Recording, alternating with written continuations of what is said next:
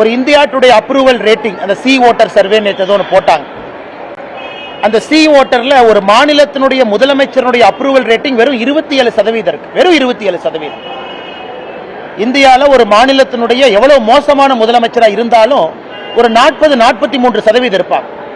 நல்ல முதலமைச்சராக இருந்தால் 65% போவாங்க. ஒரு மாநிலத்தினுடைய முதலமைச்சருடைய அப்ரூவல் ரேட்டிங் 27%. நாலுல ஒருத்தர், நாலுல 3 பேர் வேண்டாங்கிறாங்க, நாலுல ஒருத்தர் தான் வேணுங்கிறாங்க. அது எங்களுடைய கள ஆய்வும் கூட அதே தான் சொல்லுது.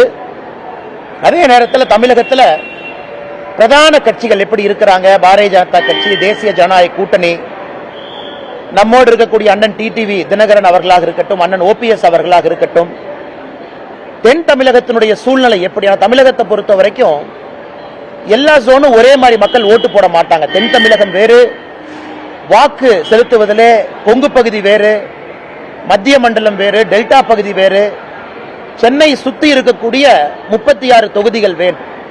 ஏன்னா நீங்க தென் தமிழக எடுத்தீங்கன்னா மதுரை கீழே 60 தொகுதிங்கன்னா 60 தொகுதியினுடைய பெர்ஃபார்மன்ஸ் வேற மாதிரி இருக்கு. கொங்கு பகுதி 54 தொகுதி, நீங்க தருமபுரி கிருஷ்ணகிரி இணைச்சுக்கிட்டீங்கன்னா 54 தொகுதி, 60-54 பாத்தீங்கன்னா 114. சென்னையினுடைய 36 அதையும் சேர்த்துனீங்கன்னா 150. இந்த மூன்றினுடைய தன்மை என்ன? மிச்சம் இருக்கக்கூடிய 84 தொகுதிகள் வட தமிழகமா இருக்கட்டும், மத்திய மண்டலமா இருக்கட்டும்.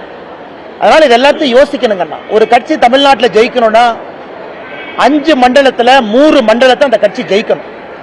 ஒரு கூட்டணியோ கட்சியோ தமிழகத்தில் ஆட்சி களத்துக்கு வர்றாங்கன்னா இந்த 5 மண்டலத்தில் 3 மண்டலத்தை ஜெயிக்காம யாரும் ஆட்சிக்கு வரவே முடியாது.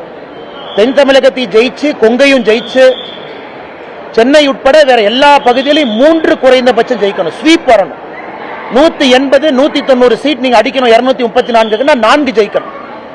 எனக்கு தமிழகத்தில் பத்திரிகை நண்பர்கள் நீங்களா இருக்கிறீங்க, அந்த சூழ்நிலை எப்படி இருக்குன்னு உங்களுக்கும் தெரியும், எனக்கும் தெரியும். அதனால என்னுடைய வேலை இந்த கட்சியினுடைய தலைவனாக, தொண்டனாக, இது எல்லாத்தையும் மைக்ரோ லெவல் அனாலிசிஸ்.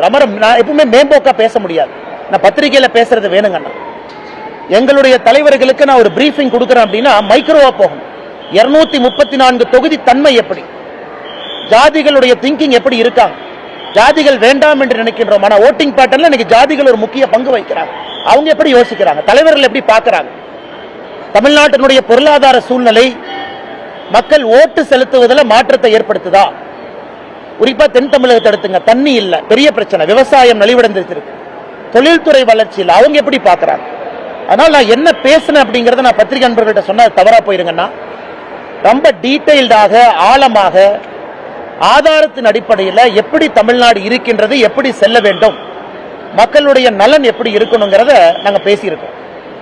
ஆனால் கூட்டணியை பற்றி எந்த வார்த்தையும் நான் பேச விரும்பல. அது நம்முடைய உள்துறை அமைச்சர் அமித்ஷா அவர்கள் நேற்று முன்தினம் டைம்ஸ் நவ் சம்மிட் டெல்லியில பேசியிருந்தாங்க, நீங்க அதை பார்த்தீங்க.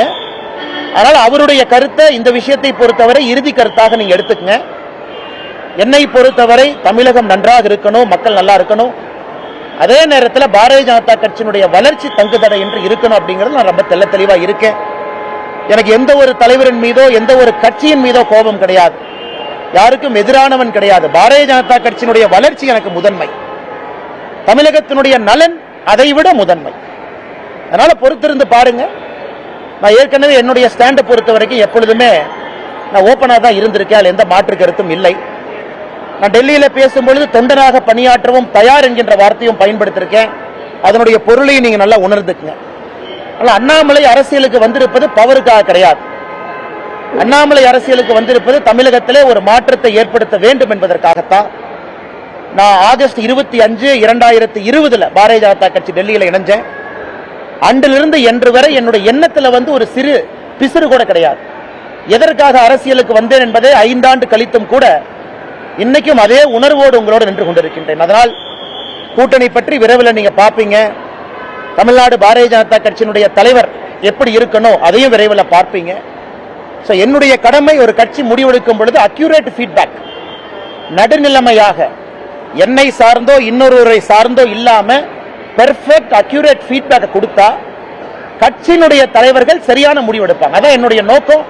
அதை டெல்லியிலே நான் செய்துவிட்டு வந்திருப்பதாக நான் எனக்கு நானே சொல்லிக் கொள்கின்றேன். அதுக்கப்புறம் தலைவர்கள் எல்லா சூழ்நிலையும் பார்த்து முடிவெடுப்பாங்க. பிளே ஸ்டோர் மற்றும் ஆப் ஸ்டோரில் இருந்து பாலிமர் செயலியை QR கோடு மூலம் பதிவிறக்கம் செய்யுங்கள். செய்திகளை உடனுக்குடன் பெறுங்கள்.